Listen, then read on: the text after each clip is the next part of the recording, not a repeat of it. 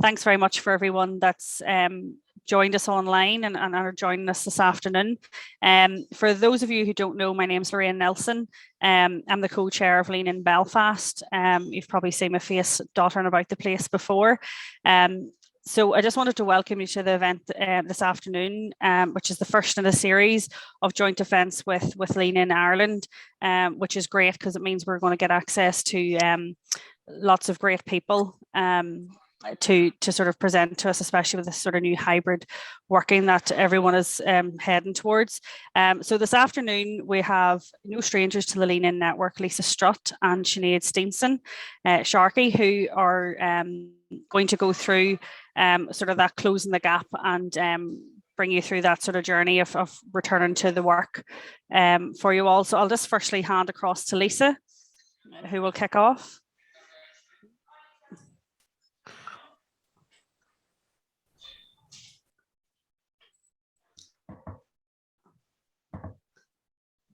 Hi everyone, welcome to this Career Reboot webinar in partnership with Lean In, getting you ready to return to work with confidence. Sinead and I are delighted to join you right back here, really where it all started for us. Sinead and I met each other through Lean In, I think maybe 5 years ago now.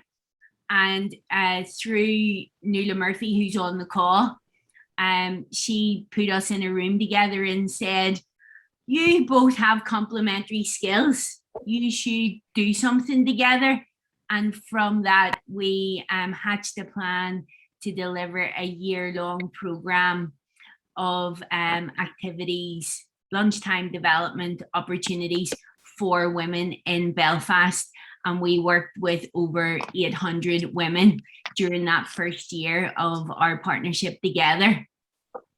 And from that grew a really good working partnership that led us to create Reboot together. It was really from that work that we initially did with Lean In that made us realize that there was a real gap in terms of support for women who had been on a career break for whatever reason.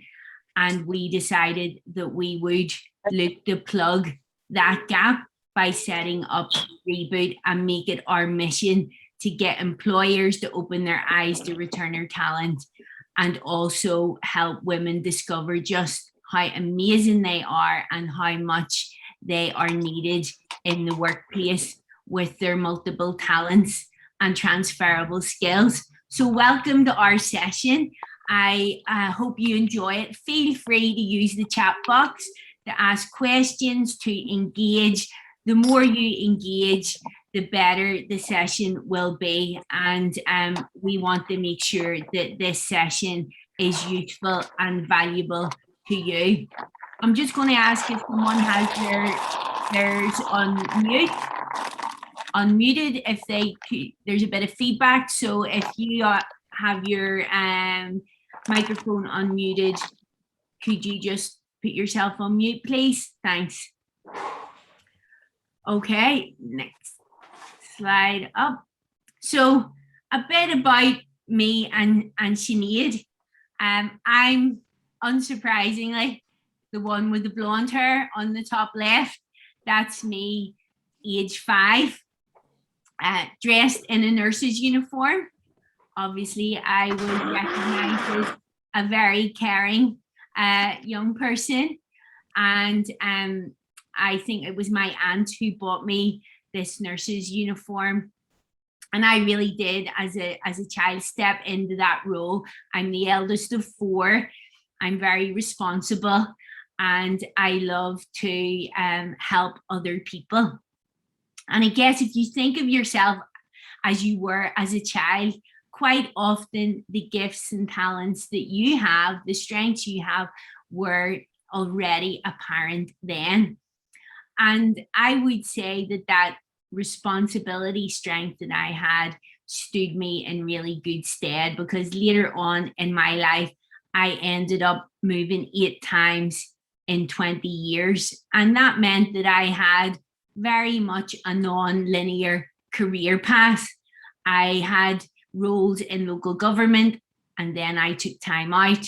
I took 4 years out on a career break and moved to Gibraltar, where I lived for 3 years.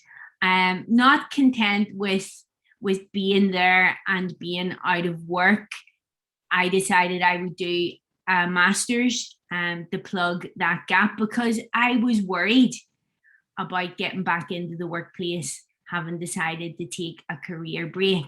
And I think that's something that really stayed with me throughout my career.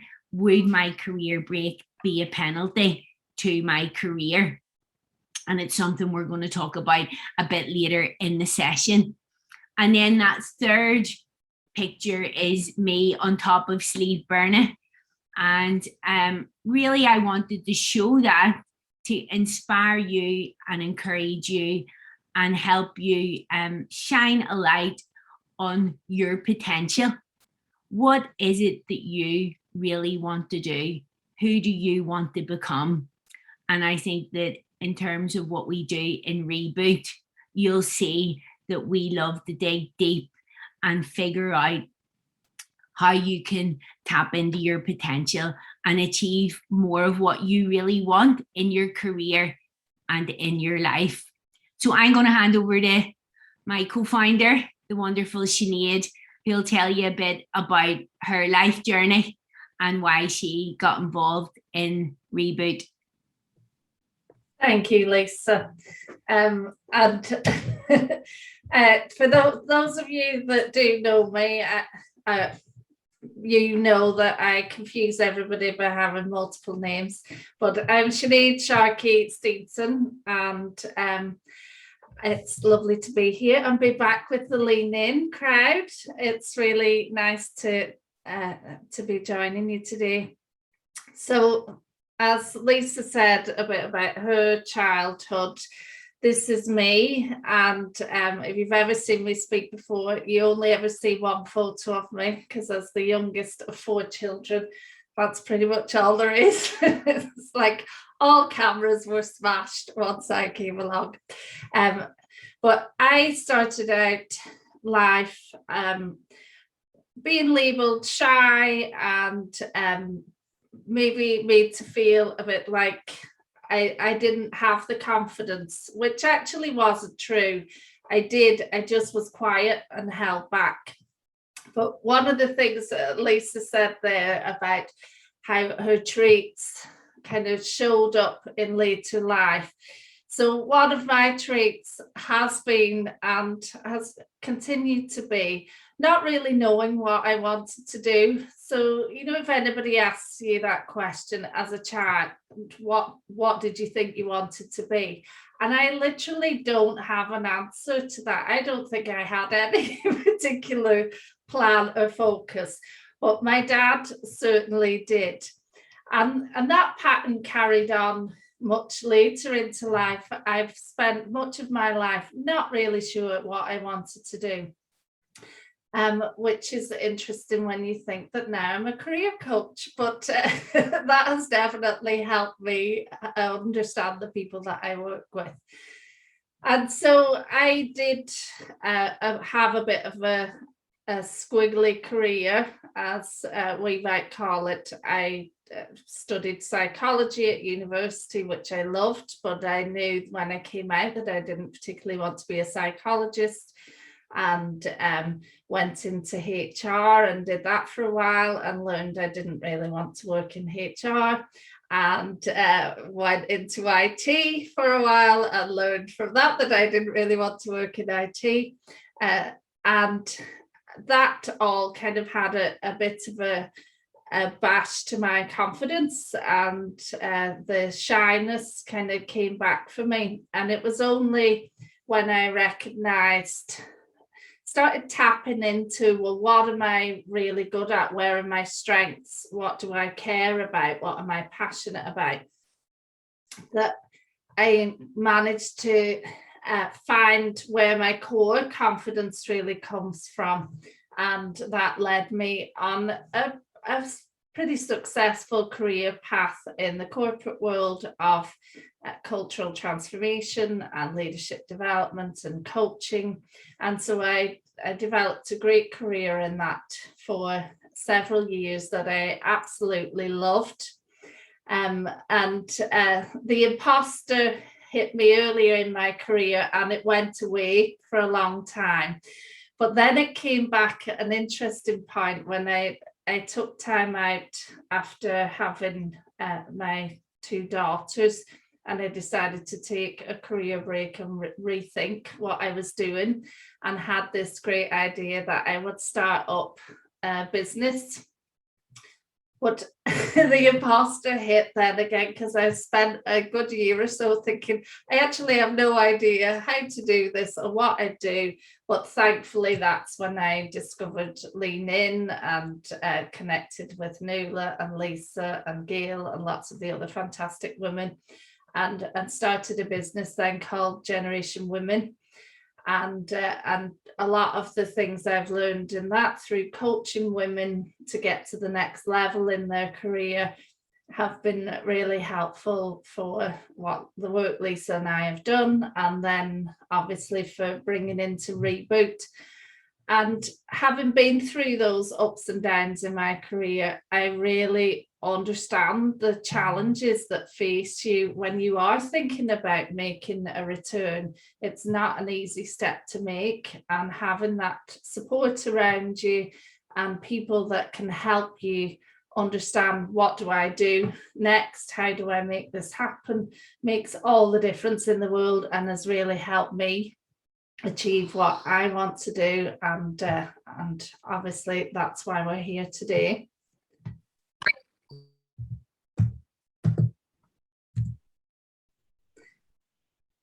Thanks, Sinead. We thought we'd show this photograph of us on an adventure, because when you set up your own company, you can craft it how you want to. And when Sinead and I were working together, thanks Sarah McCracken for saying it was a class photo. When you're working together, you know, Sinead and I thought there's so much that's out there for women that's kind of average. You know, it's not really fit for purpose for what they need. And we thought, let's go out to America and Boston in particular, and let's really find out and learn from the best what else is going on for returners, for people who have been on a career break. So we did 2 main things. We went out to Harvard, to the Institute of Coaching, and we seeped ourselves in the latest thinking and science around coaching, so that we could bring that into Reboot and make sure that we had the best career coaching possible and the best up-to-date science for returners. And then we went on a quest to discover who was doing really good work in the field of returners and returnships. And again, through Lean In, we were introduced to the wonderful Carol Fishman-Cohen, who set up iRelaunch. iRelaunch is really the first trailblazer organization that was set up to look at the issue of returners. And I'd encourage you to look at Carol's TED Talk. And Carol mentored Sinead and I and worked with us to help us craft Reboot. And it was from her generous spirit that we learned so much about what works for women who want to return to work. And as you can see from this photograph, we had great fun, and we met these fire men who were sitting outside, like in the movies, sitting outside their fire truck, and we got talking to them and told them we were from Ireland, and they just brought us in like we were part of their family. and took this photograph of us with us wearing their fire truck equipment and gear, which was such fun. And that's really, I hope, what you get a sense of what we bring to Reboot. We want to inject fun and enjoyment into your return to work experience. So I hope you can see that from what we do and the energy that we bring to the call today. So we like to think of the squiggly career. We've maybe been fed this myth, and we're going to come on to some myths later in the session, this myth that we'll have to have a linear career. You know, you start, you work all the way up to retirement, and it follows a certain pattern. I've had a squiggly career. Sinead's had a squiggly career, and maybe you have too, and that's okay. You are welcome here, and employers increasingly are going to be welcoming you with your squiggly career, because that's the dynamic change happening in the marketplace. I started off working in the private sector. I worked with long-term unemployed young people and adults. And then I moved into corporate training and development. And then I left the private sector and moved into the public sector, working on huge regeneration projects in England. And then, as I mentioned earlier, I had a career break. I had 3 children under the age of 3. On my first day back after my second maternity leave, I had what can only be described as overwhelming sense of shame and embarrassment that I was pregnant again. After my second maternity leave in 2 years, I told my boss that I was about to have a third, and that I was also going to leave my role and move abroad. And maybe you've had an experience like that as well, where you've had times where you're full on in your career and you've taken time out. And then for me, when I did return, I returned to a very strategic role where I didn't manage people.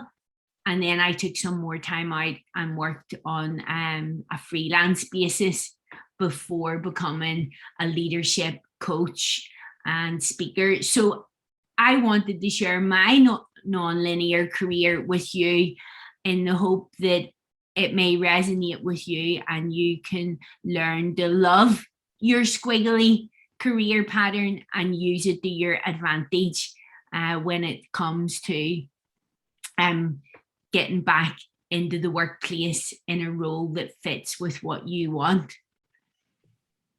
So over to you, Sinead. And that's it. Like, I don't think there is such a thing as a straight line career anymore. Nobody is, well, very few people are going and working in the same place or even in the same type of role, and that's them for life. And so really today, I think it's always good when you come to something to realize, right, I'm in the right place.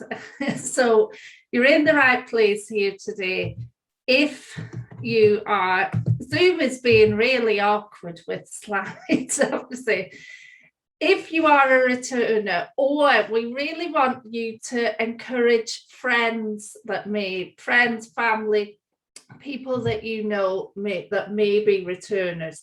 So what's a returner? Well, it's somebody who returns to work after a period when they didn't work. So obviously, parents make up the vast majority, and of those mothers make up the vast majority of returners, but you can have had a career break for any reason. It could be for caring responsibilities, it could be for travel, maybe you started a business. There's a whole host of reasons. Obviously, a lot of people have been forced to take career breaks over COVID, and maybe that's your situation. So we want to really help make that journey back to work simpler.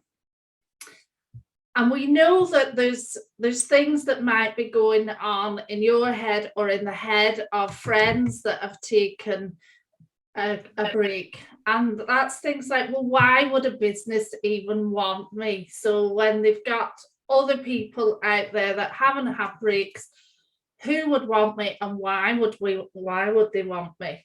And that's a genuine question, but we hope we can see by the end of today that there's lots of reasons they would want you.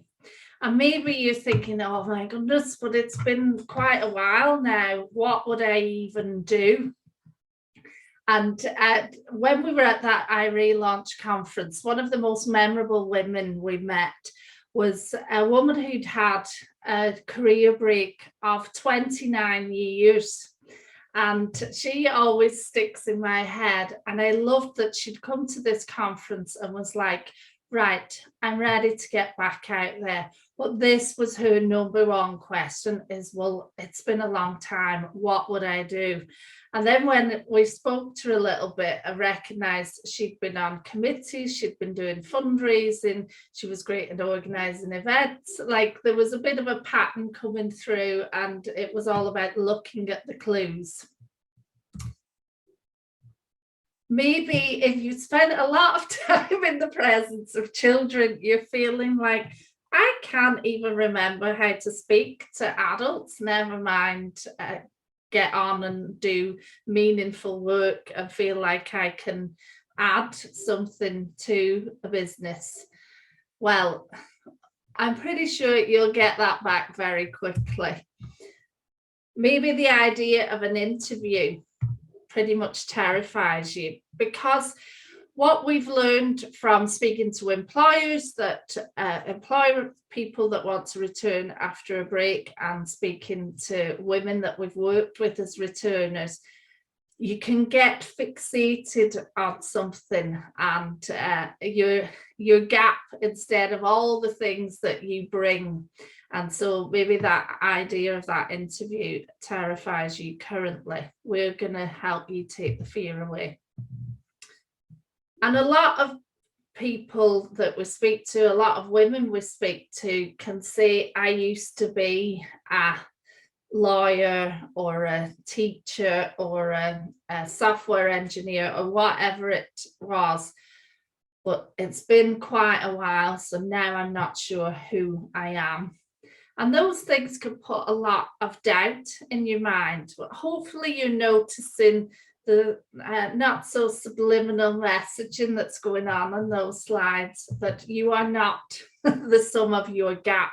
You are a whole person, and you're the sum of lots of experience, lots of skills, lots of knowledge, and you don't stop existing in your gap. There's loads of things that you've picked up during that time. So if you are a returner, we would love to know in the chat, what do you feel is your biggest challenge? Is it that you don't know what you want? Is it, so if that's true, then put an A in. If it's the confidence to go for it, B. C, I don't know where to start. Or D, being ready for interview. Or if there's something different that you want to share with us, that would be really helpful. So if you want to put something. Oh, I love that multi-passionate there from Dee. Oh, Julie's saying that she struggled with an interview, you've lost your confidence, forgotten the great things you've worked on. And this is the thing, we get very hung up on those things, and it takes a bit of a process to go back and remember those things. But you're not alone. So Lisa, oh no.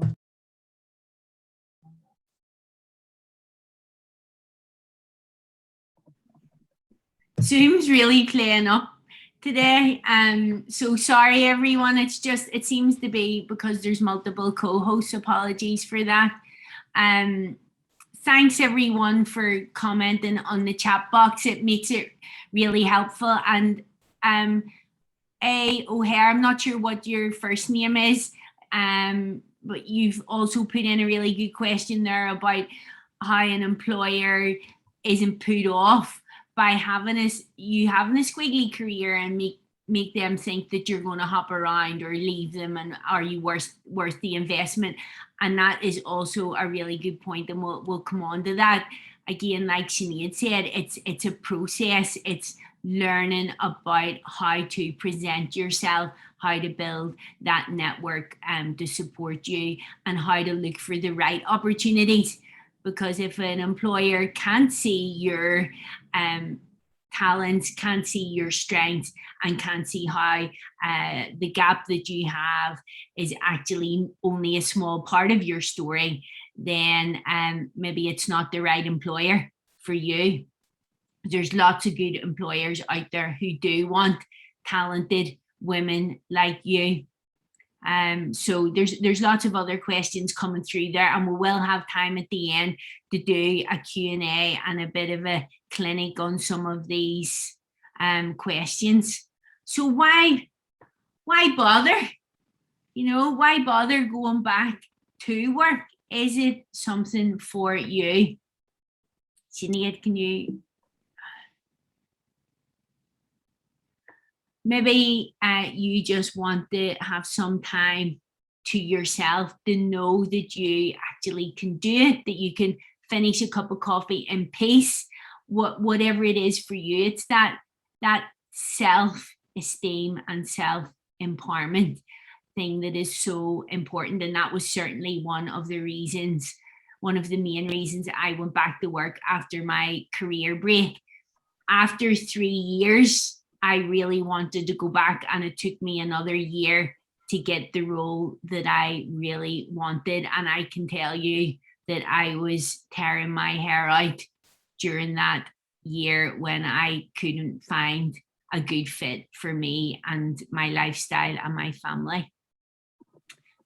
Maybe you just want to get back in to be engaged with other people and use your skills and talents, and remind yourself just how much potential you have, and be engaged in the workforce doing something that you love and are passionate about. And then there's financial independence. Part of our well-being relates to our finances. And there's a lot of research around the importance of feeling financially independent and having the finances behind us to allow us to make choices for ourselves. So that might be one of your main reasons for returning to work.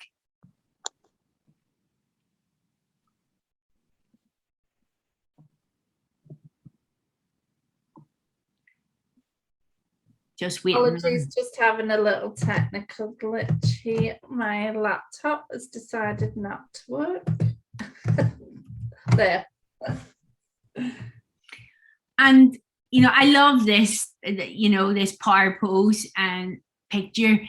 It really sums it up. You are your own person. And why shouldn't it be you who gets more of what you want in your life and in your career, and have that inner confidence and that sense of overall well-being, that you are thriving and fulfilling your potential? And she means business. So I think that picture says it all. So what do you look forward to the most? Let us know in the chat box. Is it having time for you? Is it getting part of you back? Is it the financial independence? Is it that sense of achievement? Or maybe it's none of those. Maybe it's something else that we haven't captured. Leaving a legacy, Dr. D, is that what you're saying? Okay, that's a favorite word of mine. When I took some time out over the last couple of years, if you follow Career Reboot on Twitter, you'll see that I mentioned that my husband had pancreatic cancer, and so Reboot had to go on the back burner for a while. And I just really look forward so much to doing this sort of thing, being with people and really buzzing off the energy of helping people like you really engage and fulfill your potential, achieve more of what you want for your life, be that in work and outside of work. So Sinead, over to you. Is your Yeah, I think it's just, I don't know what it is. Zoom has just been a wee bit snaggy today, but we're all good. Thanks everyone as well for commenting in the chat. Yeah, I saw there's definitely having something for you, and that financial independence and that sense of achievement is coming out there.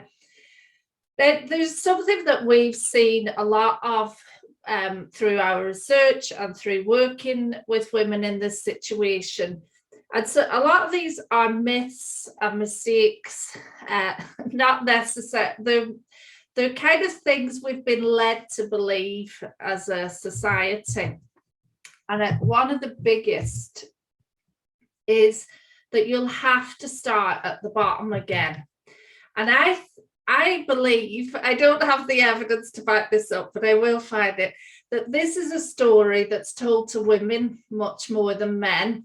So for men, having a portfolio career, having that mix of skills and experiences is seen as a real advantage, and it can be sold to women as, oh, well, if you're doing another job, forget all your experience of managing people or project management or whatever your skills and talents are, you're starting right back at the beginning again. And so we're here to say absolutely not. I was going to swear, but it's leaning swim on.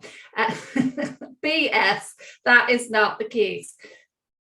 We shouldn't have to start again. It's all about understanding how to repackage your skills and experience so that you can help others appreciate those instead of having to translate it and understand it.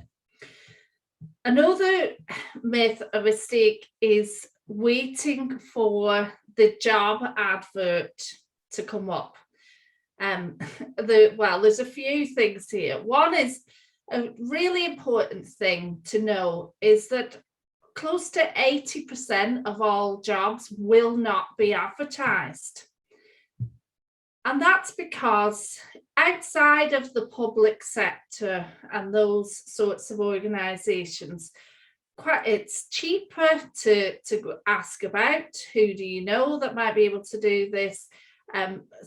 Positions are created. There's lots of different ways that you can get a role. And so relying on the advert going up can be a bit of a mistake.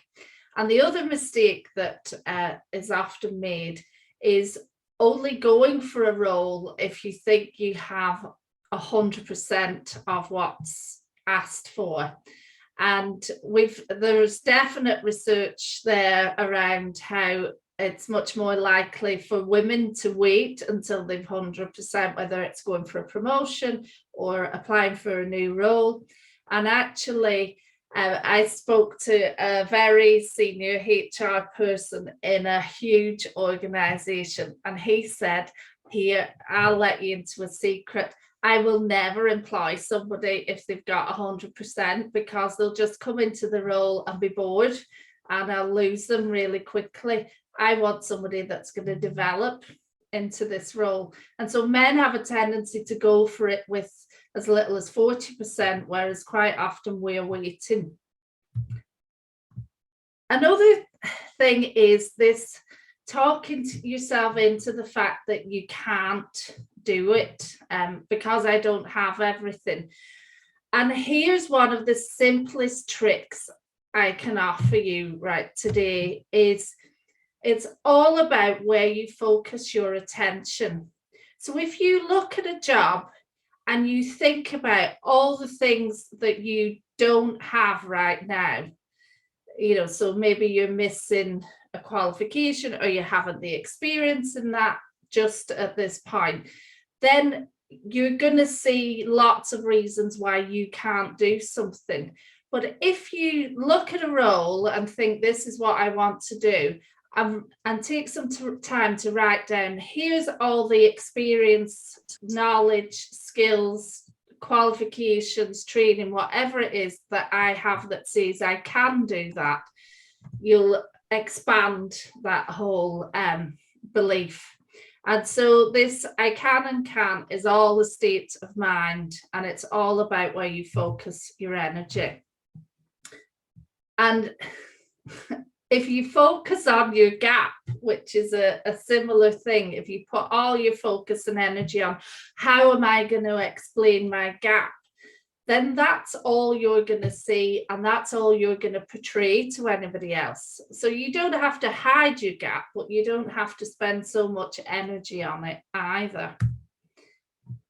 And something else we see happen a lot is I'll just need to get another qualification. So if I get an extra certificate or degree or whatever it may be in your context, then I'll be able to go for it. And actually, in a lot of cases, that's not necessary. You may need to brush up, yes, and it may be helpful, but you don't necessarily need to completely retrain. So, Lisa. So where do you start? And thanks everyone for commenting in the group. There's some great insights there and also challenges. So where do you start? In this section of the webinar, we're going to give you some insights of where you might start, and then we'll have some time for Q&A. And as we're a fairly tight group, we'll be able to answer some individual questions. So that'll be really helpful. So following the Reboot framework that we've come up with, we're going to look at readiness. We're going to look at the tools that you have at your disposal and that you need to have in your toolbox, your skills, and the roadmap for the future. So in terms of readiness, what do you want? Are you clear on what it is you want to do? And that's less about, I want to be a marketing executive, and more about what sorts of things do you want to be doing in your day-to-day work? What does it look like? What is the type of work that you want? What skills do you want to be bringing to the fore? What strengths do you want to be playing to in your day-to-day work? And I remember, I think it was one of the HR people that we were talking to saying, don't be telling me about all your financial experience if you don't actually want to do a financial part of the work. So it's really about bringing to the fore, bringing to the attention of the employer what it is you want. And in terms of getting ready, thinking about, what do I really want? And where am I going to explore? And that's the first milestone, really, so that you're not casting your net so far and wide that you don't even really have clarity around what it is you want to do. How do I feel? Am I ready to go back? Have I got things in place that will enable me to go back? That might be childcare. That might be a support system around you. That might be articulating how you feel to some trusted friends or former colleagues about how you feel, talking about your return to work. And then, where do I start? I know when I was starting back to work after my career break, I went and met with a former mentor of mine from when I had been working in local government. And she really helped me by asking me some questions about what I really wanted and didn't want to do, and helping me craft a list of non-negotiables for me that would fit with me and my family life. So what do you want? How do you feel about it? Show up to those feelings and getting ready to start. So the action items there are, have you got a career map in place? Can you draft one? What might that look like? And for that, take a bit of paper, draw a timeline of your career to date with all its squiggliness, and if that's not a word, it should be, and map out your career, the highs and lows, the strengths that you demonstrated at each point on your career, and the skills that you learned along the way. Talk to friends and family. What do they notice about you? What do they say about how you are? And sometimes they're the best people to ask. I was listening to Simon Sinek, I think it was, the other day, and he was saying, ask your friends why they're your friend, and don't let them off the hook when they say, oh, well, you're just a nice person to be around. Say, yeah, but why? What is it about me that you want to spend time with me? And that will reveal some of your core strengths and values, and that will help you as you do this piece of work on yourself. Reconnect and get feedback. One of the things women tell us is they don't know whether to get back out there and how to do that reconnection piece. What do you say about what you've been doing? Won't people think it's a bit shallow that you're suddenly getting back in touch with them? And that's something we hear a lot of. No, they won't think it's shallow. That's all going on in your head. And if those people do think you're shallow for getting back in touch, then they're not your people. Move on to the people who are. So there's no shame in getting back in touch with people and reconnecting and telling them a bit about your story. So the tools that you need, yes, you're going to need a CV, or as the Americans call it, a resume. I don't know, Dr. D, do they call it a resume in Canada as well? We actually use both terms. Resume is the short form and CV is your history. It's the whole shoot and match. Okay, thank you. It's good to learn what it is around the globe as well, because now with hybrid working models and working from home, who knows, the answer to your career break challenge might be a role with an organization that isn't based here in on the island of Ireland or in the UK. It could be further afield. So you need your CV.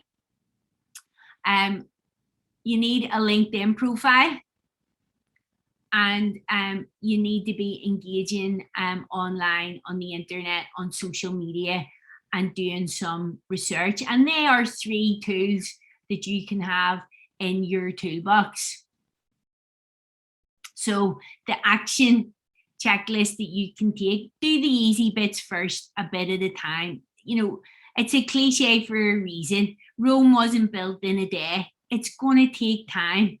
If you've had 4 years out of the workplace, it's going to take time for you to figure out what you want and what you don't want, figure out what you're going to put on your CV, build your LinkedIn profile, start to look and see what other people are doing on LinkedIn, what jobs you're curious about, what thought leadership is out there, what jobs are being advertised, and look at job ads and job descriptions, particularly on LinkedIn where there are many, and see what is actually on there in terms of specifications, skills, and what they're looking for, and talk to people that you trust. You already have far more people in your network than you think you do. Former colleagues, people you've worked with, people you went to college with, people in your community that maybe you meet at sports activities or things that you do with your children. Yeah, and just to add to that, I think it was Julie, but I might have this wrong. Sorry if I have. Saying about when you're going to interview and you're doing CVs and that kind of thing, the language of the roles can change, and so doing that research is really helpful. You can just look at how are things being expressed there, and between reading other job ads and job descriptions and talking to people that you trust, you can quite easily brush up your CV or whatever it is with that. And it's not actually a change that's needed. You already have the requirements. It's just all a bit of a linguistic thing. Okay, so the skills, like there's skills required for returning to work. Now, obviously, if you're making a total career change, there may be retraining and whatever required. But we're thinking about what are the skills to actually get you back into the workplace and to get that role. And so you need to prepare for interview. And I have coached people for interviewing for as long as I can remember. I was always that person, I don't know why, always that person that everybody came to and said, I've got an interview, can you help me with it? And this is from the age of about 20, I remember doing this. Because for some reason it puts fear into people, but actually an interview is just a conversation. It's an opportunity to learn about you, to learn about yourself, and to put that across to somebody else. And if you take away some of the stories we have about interviews, it can make it a lot easier. And one way you could do that is by, we're really hammering the go and talk to other people bit, is networking. Start having those conversations with people. So have a chat with your old boss, or an old colleague that you used to work with.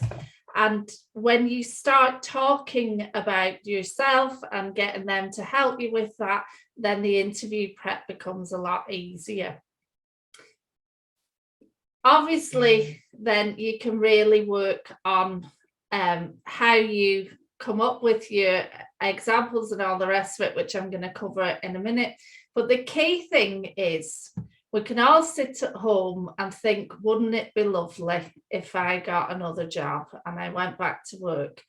But it doesn't happen by magic. It takes taking that action. And of course, it's applying for roles, but it's telling other people that you're interested in returning to work.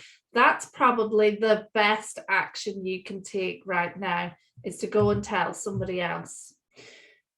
So, how do you prepare for interview? Well, prep your examples. Remember the career map that Lisa mentioned. Get that out, look through it, look at it and go, these are the things I love doing. That'll make a great example. An example is just a story.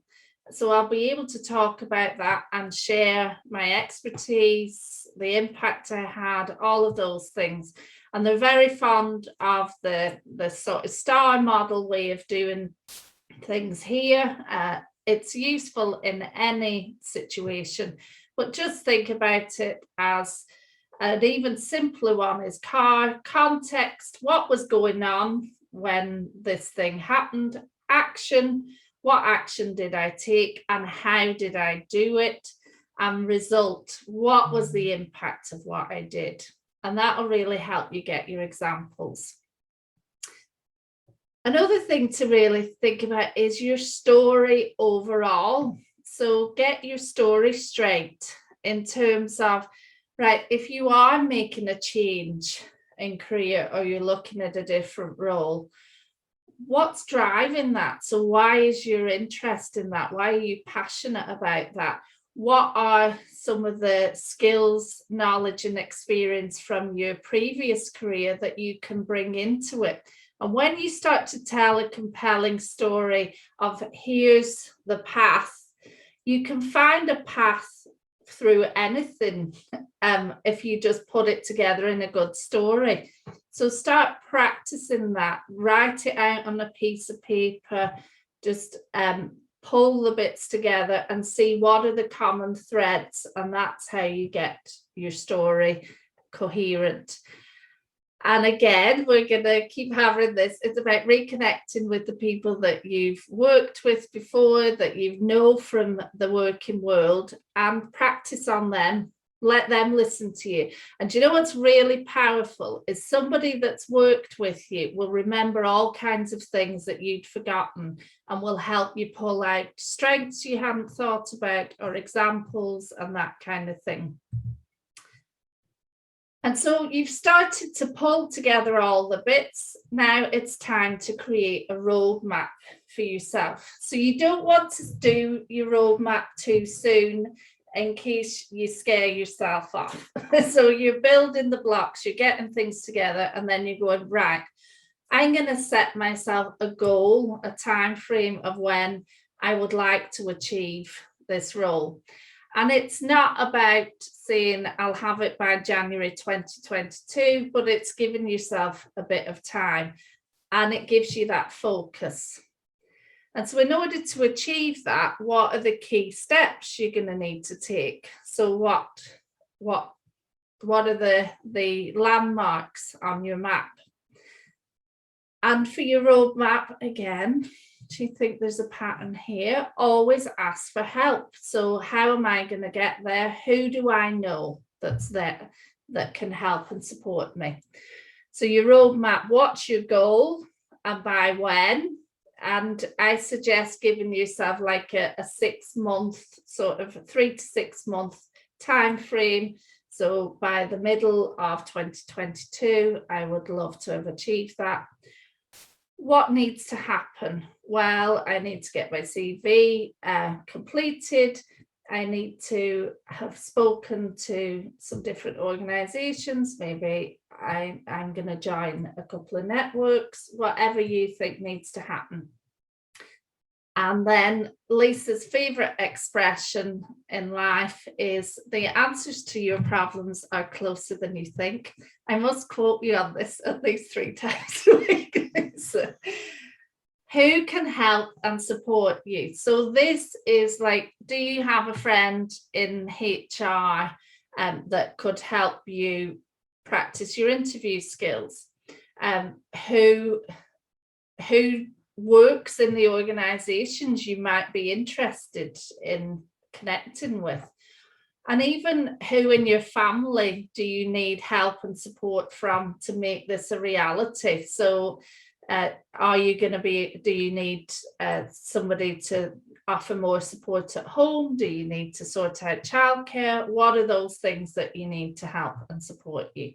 So those are just some of the actions that we thought we'd draw your attention to so that you can take them away and take some steps for yourself immediately. Now, obviously, Lisa and I are experts in this. We have been working, we've done programs with people looking to return to work now for the last couple of years in different organizations. And as coaches, we've been working with, particularly in my case, women, in Lisa's case, with people that are looking to return. And so we have a lot of expertise. As we wanted to share with you an opportunity, because we're going to launch our very first open program that will help you do all of the things that we've talked about and much more. So we are going to launch in the next couple of months an 8-week career support program to help you reboot and return to work. So in that time, you'll get our support and the support from our team. And I think one of them is on, lovely Dora. Support from our team to help you return to work, to build your confidence and the capability to return, to get all those tools that we talked about ready. So get a CV that you're happy with. And interestingly, when you do a really great CV, it is such a confidence builder. When you feel proud of what you've got there and you can stand over it, that makes such a big difference in itself. I'm not sure if you're already a LinkedIn person, but we will help you set up a LinkedIn profile and understand how to make connections and reach out to people and set up meetings and interviews and all of those great things. And basically, it's all about helping you go from fearful to fabulous in general, but definitely in the interview context, get you ready to face an interview so that you feel completely confident in your ability. And we love to work in a group context. We've done it ever since, well, Lisa and I have been doing these kinds of programs for years, but certainly since we joined together and Lean In, there's so much power in having a network of women behind you. So there's us as your team of cheerleaders, and then all the women that are wanting to return to work together. It takes that pressure away when you feel you've got a whole crowd of people behind you willing you on to succeed. So we wanted to share this opportunity with you. If you were thinking that this is all great, we hope you take the actions and make them work for you. But we recognize that people often want help to do that, and we're here to support you and provide you in that.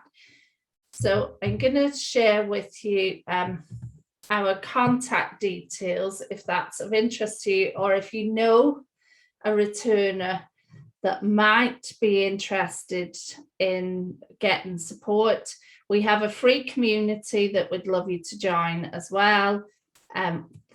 We will be setting up that program in the coming weeks for you to join. And there's loads and loads of support. So whatever situation you're in, I'd love you to share with us where you're at and the help that you might need, and connect with us, and we can help you on your returner journey. So Lisa, have you anything to add to that before we take some questions? I'm unmuted now. Yeah, it's taken extra long on Zoom to unmute today for some reason. I just would like to say, you're not on your own. And when I was returning to work after my career break, I felt like I was, what is wrong with me? I want to return to work. I don't know how to talk about this gap that I've had. Should I say that I traveled abroad? Should I say that it was because of my husband's work, which felt like I wasn't my own person? And I just allowed myself to be consumed by what was going on in my own head. And it was only when I stepped outside that and spoke to my good friend and mentor, Bernie, who really helped me start to define the action that I was willing to take for myself.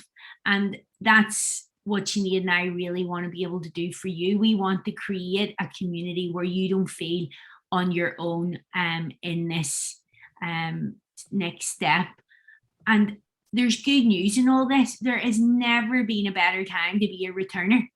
Employers are crying out for talented people like you.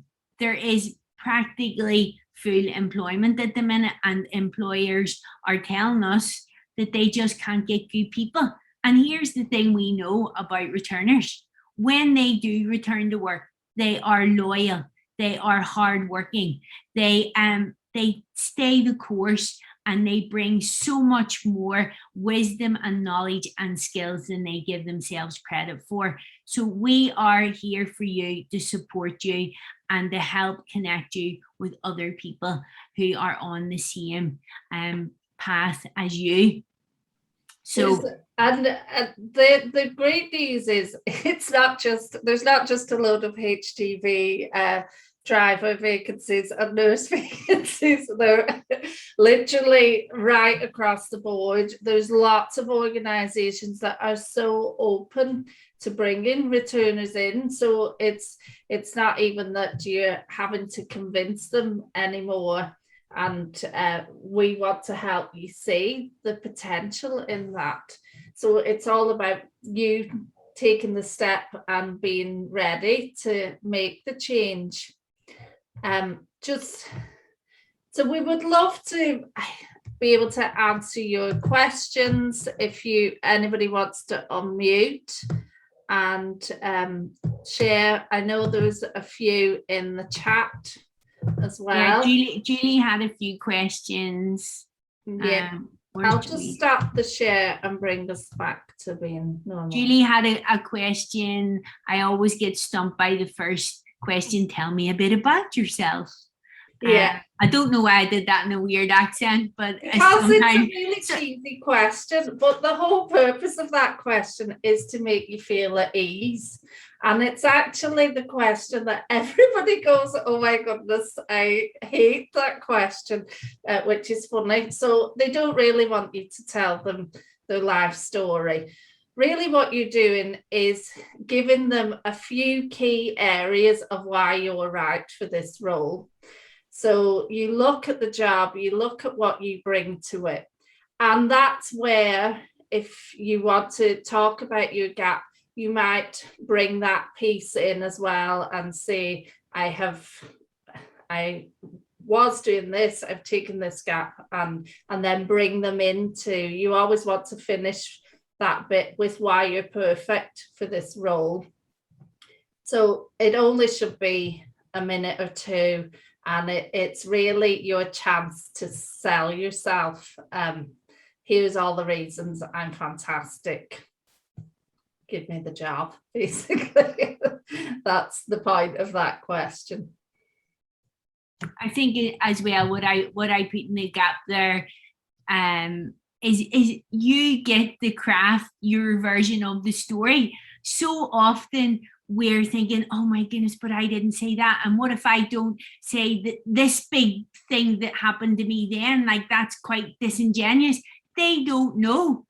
They don't know your story. You get to craft the version of your story that you want to tell, and look, have some fun with it. Write out some possibilities, so that you can try it and get comfortable and get familiar with telling your story in a way that doesn't make you want to go and like cover your face and go, oh, it sounds so cheesy, and it's just sounds horrible. I'm speaking really from the heart here because I had to work on this myself. It takes practice, and it takes you owning your story. It's your story. Yeah. And I think it's always good to remember that the people in front of you are being paid to listen to that, and they want you to do a great job at it. Like, it's, if you're sitting across the very rare interviewer, I don't know if they even exist, that's sitting waiting for you to trip up, then good news. If you spot that, you know you don't want to work for them. 99.9% of people that you sit in front of are willing you to do a brilliant job. They want to hear all about you. They want you to be successful, and they're behind you. And I think we can forget that that's what they're there for. So if we had any more questions, I don't know if I missed. There was one. If anybody wants to unmute or pop one in. There was another one there.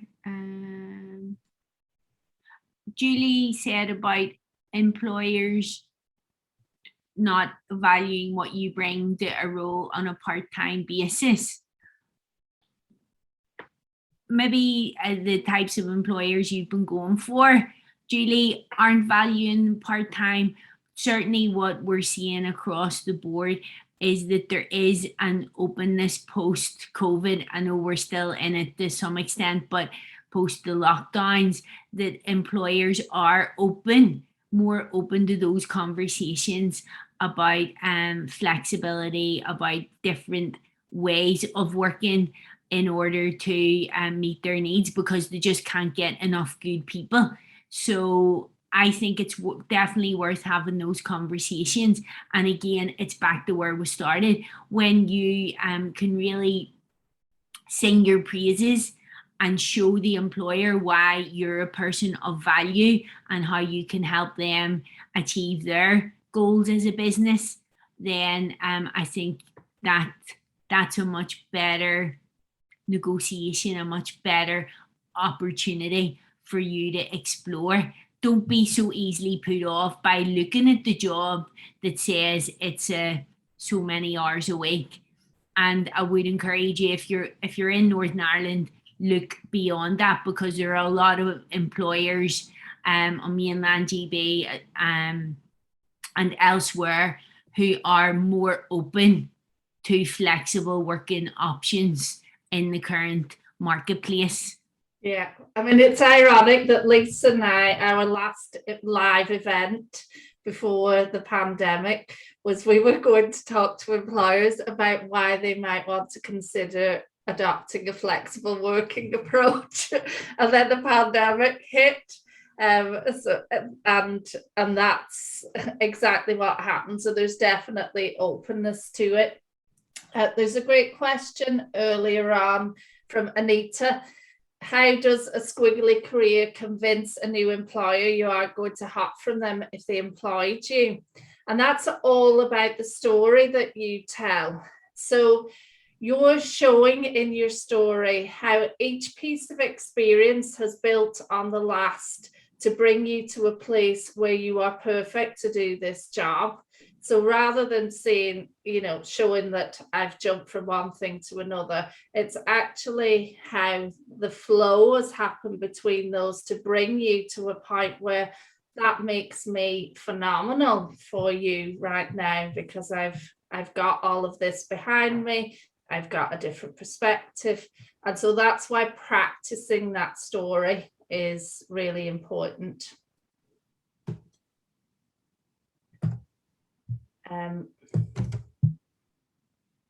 So let me see, any references on how to seek jobs abroad? Well, again, LinkedIn is going to be really helpful for putting your brand out there and showing what you're capable of, linking in with people in the countries you might be interested in working in. But you've got to kind of narrow down the types of role you want and the types of organization you want to work with, and then you can start to build your connections to make that happen. There's a question there as well from Nora about, what it looks like when you have to take time off when you start a new job, and that's completely natural. And I think it's just really important that you can have open conversations post your job offer around what the policy of the organization is. And if you do your research before you go for a job, you will see the type of values that company espouses, but also if you can speak to someone who already works there, so that you get an insight into how friendly it is, the different working patterns or different issues that come up. Because no one of us really knows when something is going to come up for one of us with a family member, with a child, or with ourselves and our own health. And I think that things have moved on so much in this whole area, that employers who want to keep good people, who want talent first and foremost, are more open to this. It's not across the board yet.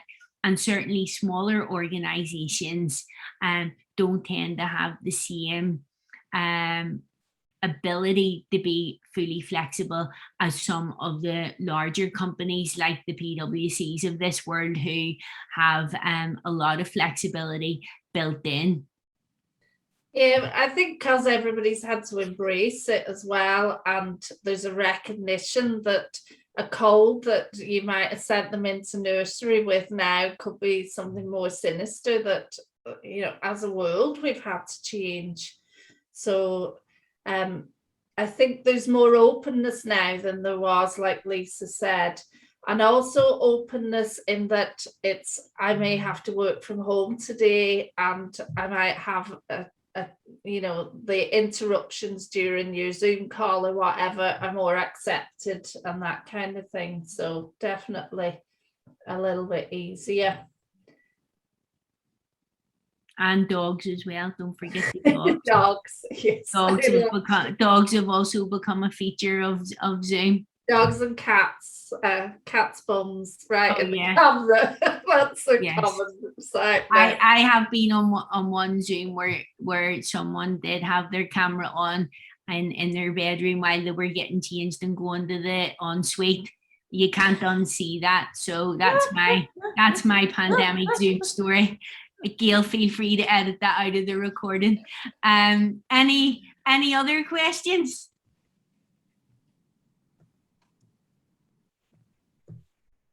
Great.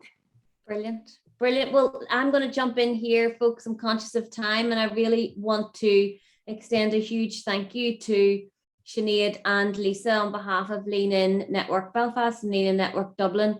I think you've been on the journey with both our networks for so many years now. It's just amazing to see your own business journey evolve and grow, and we really want to celebrate and support that success how we can. As a recent returner to the workplace, as in employed work, I really do understand where a lot of the people on the call are at right now, and I've gone through the highs and the lows of what that looks like, but I'm very fortunate to count Lisa and Sinead as part of my inner circle to be those champions to help us get forward, and I know that other members of our leadership team would say the same.